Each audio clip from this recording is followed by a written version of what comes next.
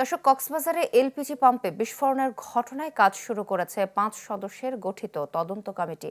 এ নিয়ে বিস্তারিত জানাতে কক্সবাজার থেকে যোগ দিচ্ছেন সহকর্মী আজিম নিহাদ। আজিম।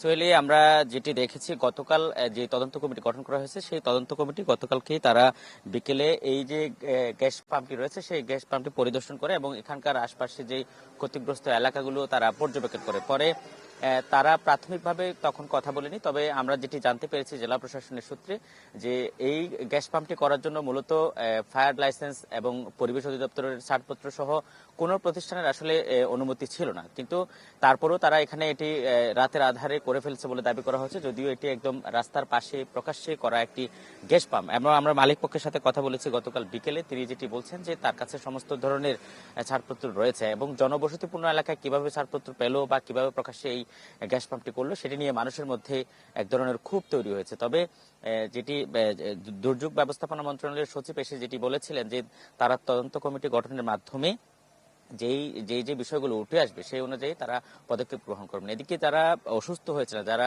নানাভাবে দগ্ধ হয়েছিলেন, তাদেরকে চট্টগ্রাম মেডিকেল কলেজ হাসপাতালে নেওয়া হয়েছে, সেখানে চিকিৎসাধীন অবস্থায় রয়েছে। এর মধ্যে আমরা যেটি জানতে পেরেছি, আবু তাহের নামে একজনের অবস্থা অত্যন্ত সংকটাপন্ন অবস্থা। তার সর্বশেষ শারীরিক অবস্থা আমাদের আসলে জানার সুযোগ হয়নি, আমরা চেষ্টা করব তার শারীরিক অবস্থার খোঁজখবর নেওয়ার জন্য, এবং আরো কয়েকজন সংকটাপন্ন রয়েছে বলে আমরা জানতে পেরেছি। তবে আমরা গতকাল রাতে এখানে যেটি দেখেছি যে যেই গ্যাস পাম্পটি রয়েছে সেটি আসলে প্রশাসনের পক্ষ থেকে বলা হলেও যে তারা এটি তাদের নিয়ন্ত্রণে নিয়েছে বলা হলেও তারা গতকাল রাতে মালিক পক্ষ এখানে ঘেরা দিয়ে মূলত এটি আবার তাদের নিয়ন্ত্রণে নিয়ে নিতে চেয়েছিল।